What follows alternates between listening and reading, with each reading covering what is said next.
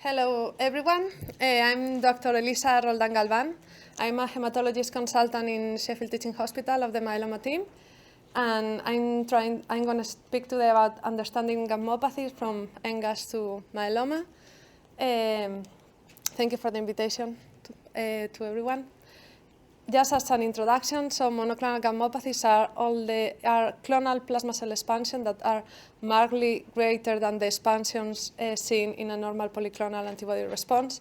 And we call this NGAS when we saw this presence of this paraprotein that is in the serum of the urine, less than 30 grams, and has no evidence of end organ damage related with the patient. So the paraprotein is there, but it's not causing any problems.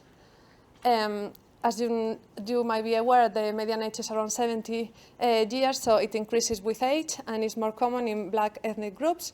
And around 1% of the patients with MGAS will develop or will progress to a related cancer per year.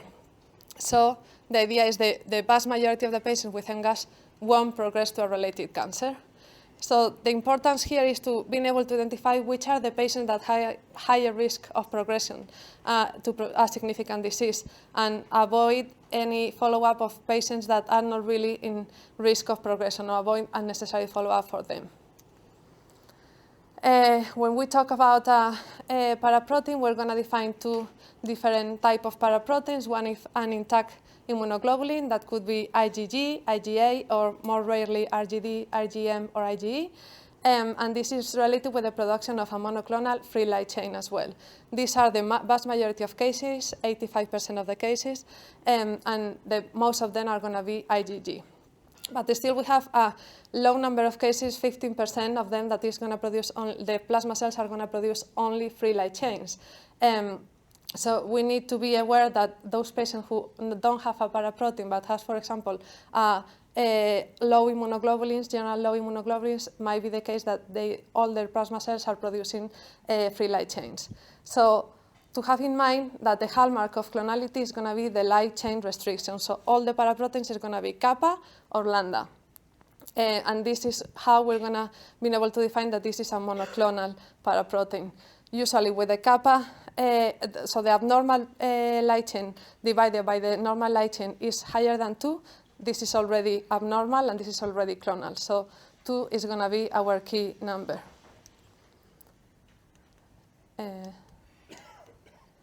So to start with a clinical case, we have a 30-year-old male with no relevant past medical history that complains of fatigue. And in the blood test, you perform a blood test that shows only an abnormal LFTs with the rest of the blood test normal with an ALT above 400. You perform a Niels screening that is negative, but in the blood test, there's a raised immunoglobulin, IgG and IgA, and there's a comment from the lab saying polyclonal increase of immunoglobulin. What would you do with this patient? Would you consider refer to hepatology? Probably yes. Would you consider refer to hematology as well? Or is not really needed? So to be able to answer this question, I think it's important to understand properly the serum electrophoresis. All the total proteins are albumin plus globulin, and this image is showing the different type of globulins that we have, and it's a reflection of what we see in the serum electrophoresis.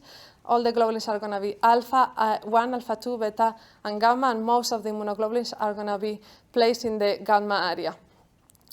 But it's important to be noted that some immunoglobulins can be found in any other part of the globulin area. So we can still have a paraprotein that is raising the beta or alpha area as well. And what is going to be different between a polyclonal immunoglobulin or normal serum electrophoresis and a monoclonal protein is this presence of a very sharp, well-defined band with a single heavy chain, and as well the same or similar band in the kappa or lambda serum electrophoresis. So you can see in the higher part of the slide an abnormal serum electrophoresis with this clear band, well-defined band, and in the lower side of the slide, a normal serum electrophoresis showing only an increased risk or polyclonal immunoglobulins. And this is the other thing, that we can find just an increased like broad diffuse band that is formed not only by one specific heavy chain, but for different heavy chains, and as well are kappa and lambda with not a specific marker of clonality. So you can see in the slide that there's the serum electrophoresis that is completely normal in the first patient, and a serum electrophoresis with a polyclonal gammopathy, but not related with a malignancy. So a polyclonal gammopathy is only showing a reactive situation, an increase of the immune system trying to fight with some specific chronic condition. So there's multiple causes of polyclonal gammopathies. As you can see, to mention that liver disease is the most common one, specifically when it affects IgG and IgA, as it was in this case. So this patient does not need to be seen by hematology. Hepatology would be enough. It's been published that using CRP could be useful to differentiate between the different causes. Having a persistent higher chronic high CRP above 30 will be indicating of a chronic infection such as HIV or a connective tissue disease, and below 30 is pointing more to a liver disease.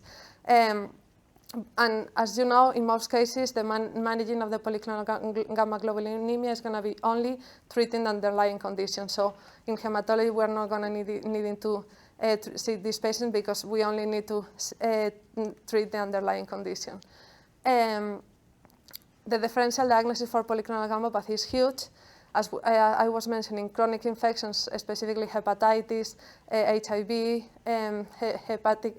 herpetic infections, other connective tissue diseases such as SLE or rheumatoid arthritis, liver diseases, almost everything can produce it, and as well other malignancies that are not hematological malignancies. So solid tumors, specifically ovarian cancer, lung cancer, are these kind of cancers that are very rare, produce a very important response in the immune system, and it's very common to see a polyclonal gammopathy that might suggest this situation.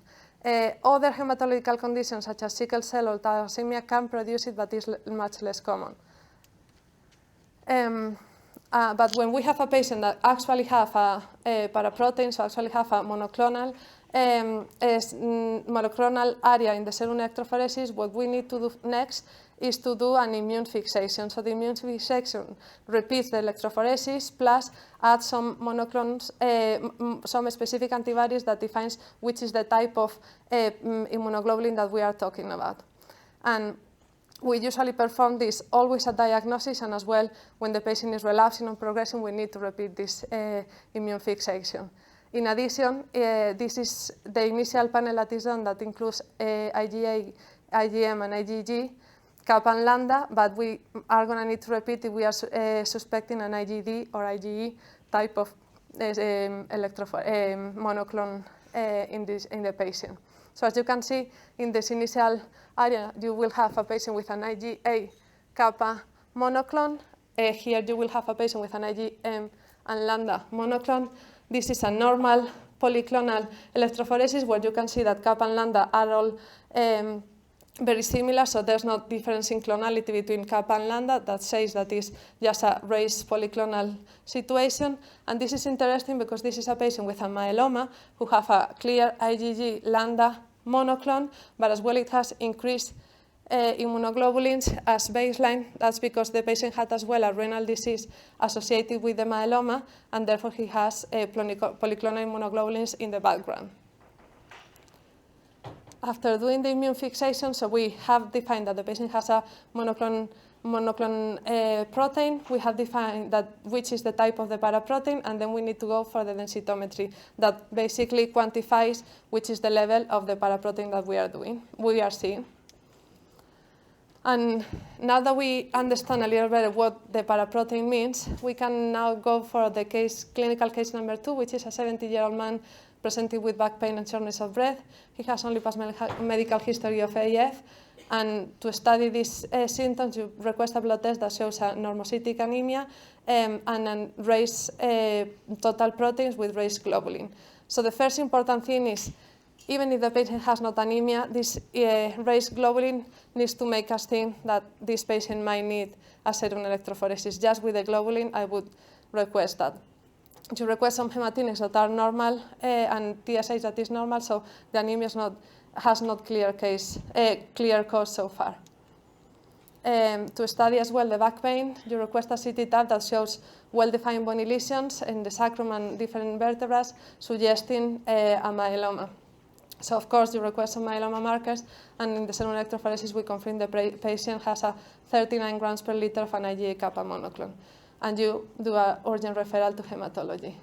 In hematology we'll do the kappa light change that we will see that the ratio is above 100. The patient has an abnormal beta-2 microglobulin. The whole body MRI that is better than the CT will confirm the presence of the multiple lytic lesions, and on the bone marrow biopsy we confirm the presence of 80% plasma cells with high-risk genetics. So this patient was given a diagnosis of an IgA kappa myeloma, and a treatment plan was put in place. So to discuss step by step all these things that I've discussed in the case, first of all, I think it's important to remember when we need to think of requesting a serum electrophoresis. So usually in bone pain, but not, of course, you see many patients with bone pain, but patient with bone pain that is unexplained, is generalized, is not typical, specifically back pain or rib pains, I think it's important to think of requesting a serum electrophoresis. In any patient that you are having a suspicion of underlying cancer, fatigue, weight loss, unexplained fever, is important as well, because you know that it can be related with lymphoma, not only myeloma. So most of these patients present with these general symptoms, and in these cases of recurrent infections, it might represent immune paresis, and therefore the presence of a paraprotein underlying and explaining the recurrent infections.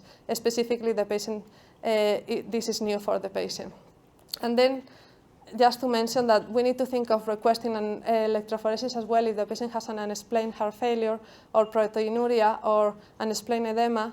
I know that is not something to request in the first place, but something to maybe think if you are not really clear on why the patient has heart failure, we might as well request a serum electrophoresis.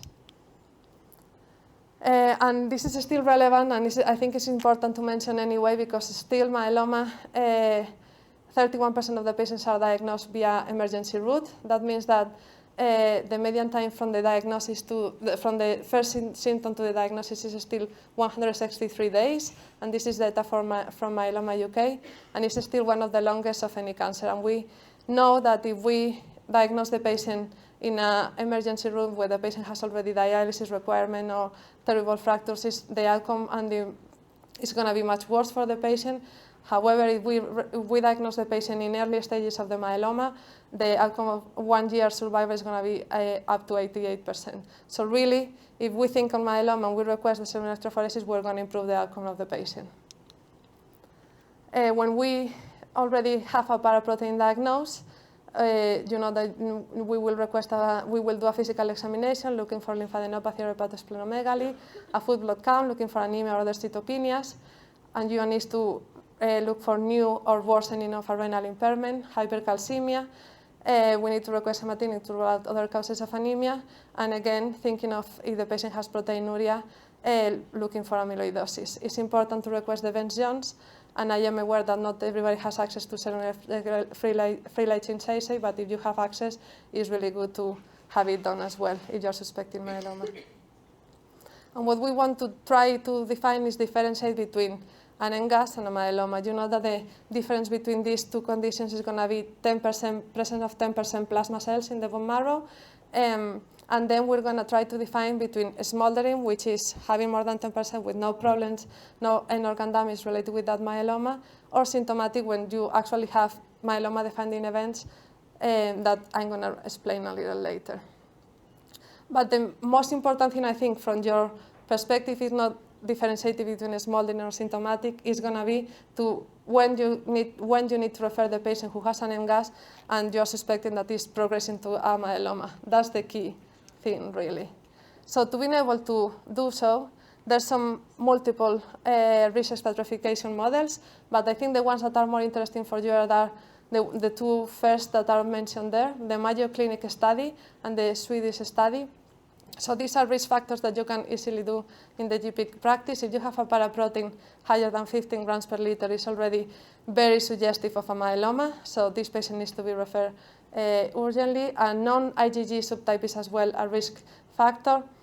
And having immune paresis that I was mentioning earlier as well is a risk factor of myeloma too. So with this, only with the serum electrophoresis, you have already a lot of information to assess the risk of progression. And depending on the of these risk factors, we divide the patient in low, low intermediate, high intermediate, and high risk. And as you can see, in those patients, we have no abnormal factors, so it's a low MGAS. The risk of progression to myeloma or lymphoma is only 2% in 20 years. So really, these patients, it's very, very unlikely that they're going to have any malignancy in the future, and probably they don't need a very strict monitoring in secondary care. So based on this information, there's a new recommendation of the National MGAS Guidelines that was published in the British Journal of Haematology in 2023. And what they recommend is like a traffic light diagram to assess when the patient needs to be referred to the hematology, depending on the likelihood of myeloma diagnosis. And basically, they divide in intermediate referral. That is something that you're all going to do. If the patient has a spinal cord compression or acute kidney injury, of course, you will refer to the hematologist. But I think it's important to differentiate this urgent referral. So this 2 weeks referral is going to be appropriate only if the patient has an IgG above 15 grams or an IgA or IgM above 10 grams.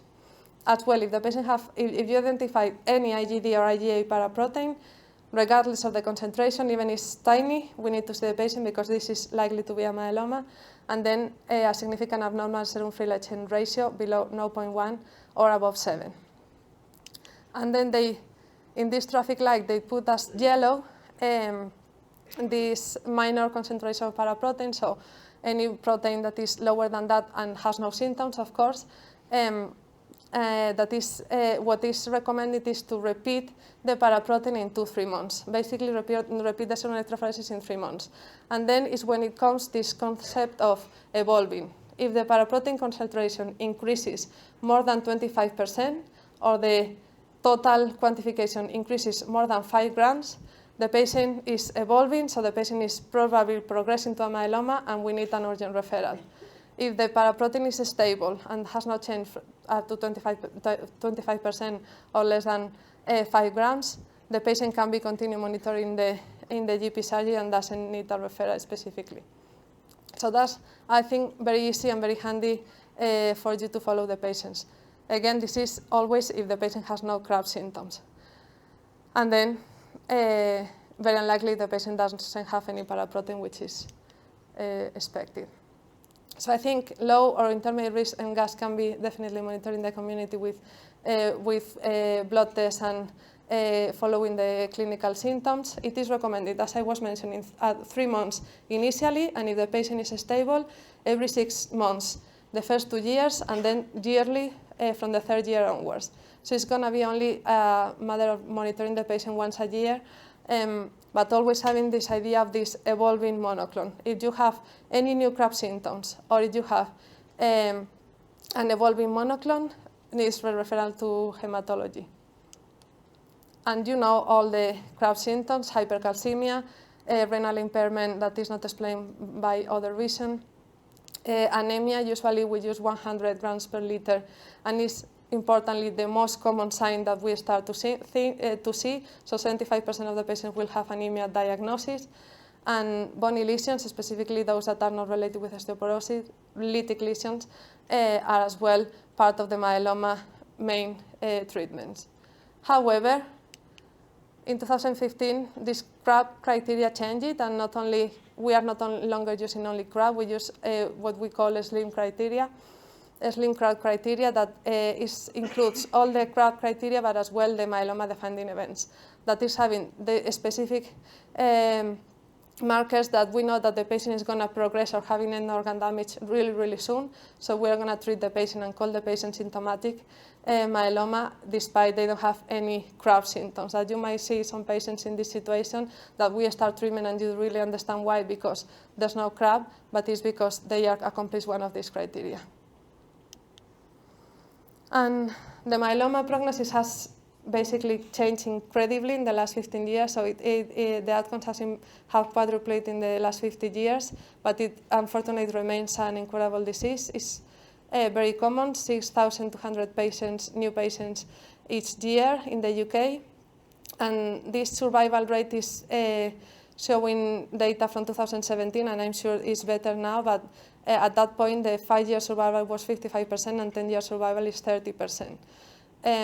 So now it's seen more like a chronic type of condition, and what we are doing when we treat the patient is not only get a response, so we try to get the more deep response possible, but as well always include a maintenance phase that we want to prolong the response as long as possible, and therefore not having the relapse until later. But an important factor that has been included in these regimens is now the quality of life.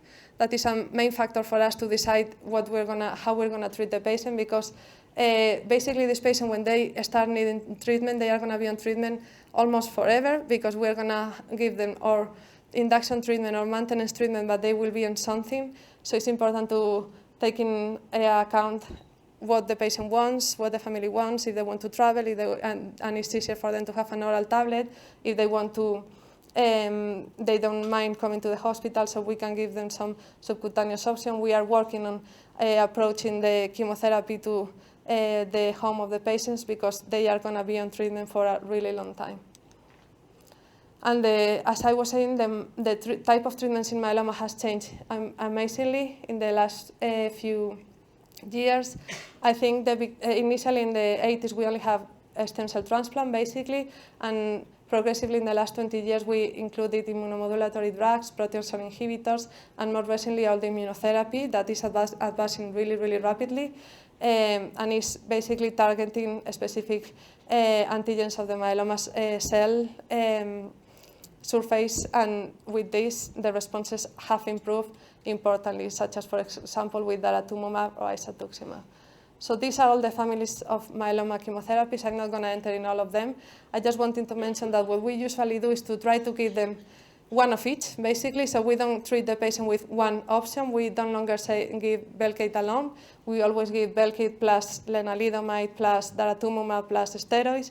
So we are using approaches of quadruplets or triplet combinations to try to deep the response as much as possible. And we have multiple combinations available in diagnosis and relapse. We have patients now on 11 line of treatments, 12 line of treatments, so really an impressive change. Just to mention as well that this is very effective for the myeloma, but it's going to be a huge risk of infection, because we are treating very aggressively the patient with chemotherapy. So the likelihood of having infections, recurrent infections under these chemos is really high. And basically we divide the patient between candidate or not candidates of transplant, depending on the fitness and the age, and we offer them an induction treatment to reduce the plasma cells, stem cell transplant, and maintenance treatment if they are candidate for transplant, and if not, a continuous drug treatment. And moving forward from myeloma, just to discuss this last clinical case, a 60-year-old man, no past medical history, but he comes to the clinic experiencing some frothy urine for several months. He does not report any bony pains, no weight loss, no fever, no bleeding, nothing else, and the examination is normal. So you request a urine and you request a blood test, and the food blood count is completely normal. The kidney function is normal as well. Proteins are still normal, but you can see that the patient has a total protein in the urine very high. So looking at this, you request a Vence Jones, thinking of a myeloma, and the Vence Jones is only 0.8 with a serum electrophoresis positive of 3.6 IgA lambda. So in this situation, it's just an MGAS because it's a very low monoclone. We just need to monitor the patient, and we need to continue investigations. Of course, we're going to continue investigating the urine, and we confirm that the patient has a nephrotic range proteinuria. And then we, now in secondary care, we extended the investigation with a lambda that is high, a ratio that is abnormal, and a bone marrow biopsy that shows 8% plasma cells. So he has not a myeloma, but he has something. We tried to look for amyloid in the bone marrow biopsy, but unfortunately we cannot find it. But finally, the renal team does the biopsy, confirming the presence of amyloid and confirming the diagnosis of AL amyloidosis. So just I wanted to mention AL amyloidosis as well because it's a systemic disease that is always related with a plasma cell dyscrasia, but I don't think we are as aware that it's more common to have amyloidosis only with an NGAS than with a myeloma. So among all the patients with NGAS, 1% is going to have amyloidosis. So we need to be aware of these other symptoms that are not just the ones related with myeloma or lymphoma. If we look and we do biopsies everywhere, around 38% of patients with myeloma will have amyloid deposits, but the truth is only 15% of them is clinically significant. Usually amyloid is lambda, and is as well as myeloma related with it increases with the age, and approximately 600 patients are diagnosed each year in the UK. You know, the pathogenesis is basically that the plasma cells producing some unstable immunoglobulin light chains. This produce an oligomer, and this oligomer interacts with the microambient, producing these more organized amyloid fibrils that are the ones that are depositing the organs, basically in the heart and the kidneys. And it has not only problems of the disruption of the architecture, but as well toxic events directly in the area of the organ. The clinical presentation is very varied. Amyloidosis is rapidly progressive, and but unfortunately the initial symptom is always fatigue or weight loss. We need to think of it if you have any kidney or heart failure that you are not really understanding why, and because the vast majority of them are presented with this, but the type of symptoms are really varied, including peripheral neuropathy, including gastrointestinal bleeding, including pleural effusions. We all think in macroglossia, but I think it's a very rare event to see. But I think it's much more important to have in mind when we have an unexplained heart failure or kidney failure.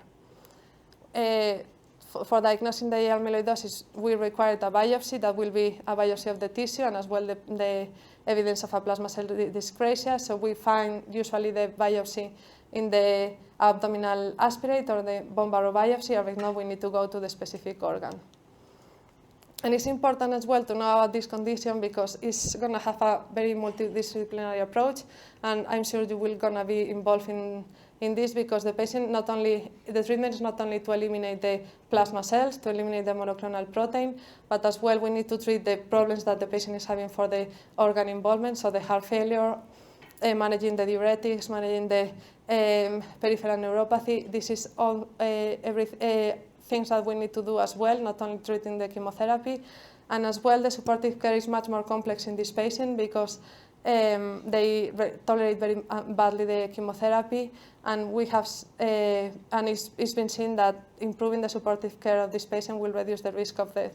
So it's really important, much more important in my opinion, than in myeloma to have a multidisciplinary approach and have the involvement of the GP in this condition. And just to finalize, in summary, just wanted to say that there are multiple causes of polyclonal gammopathy, and majority of them are not related with hematology malignancy. It's always indicated when we see a polyclonal gammopathy to repeat the serum electrophoresis in 3 months. That a low-risk MGAS can be safely monitored in the GP surgery, and we just need to look for these evolving events to refer them back to hematology. That there's some risk factors of MGAS progression that can essentially differentiate between diagnosis of myeloma or lymphoma, and still CRAB and asking the patient about the CRAB symptoms is a good tool to differentiate both of them. From myeloma, from more than secondary care point of view, myeloma prognosis has changed dramatically due to the new therapies, maintenance approach, and better supportive care. And just to mention that AL amyloidosis is a rare condition that is as well related with apparent protein production, and diagnosis suspicion is essential for a prompt diagnosis and improved outcomes. That's all from me. That's a photo of the myeloma team, and one of my colleagues, Dr. Chantry, is a huge fan of Sheffield United, so I thought it was a good photo for today. Thank you.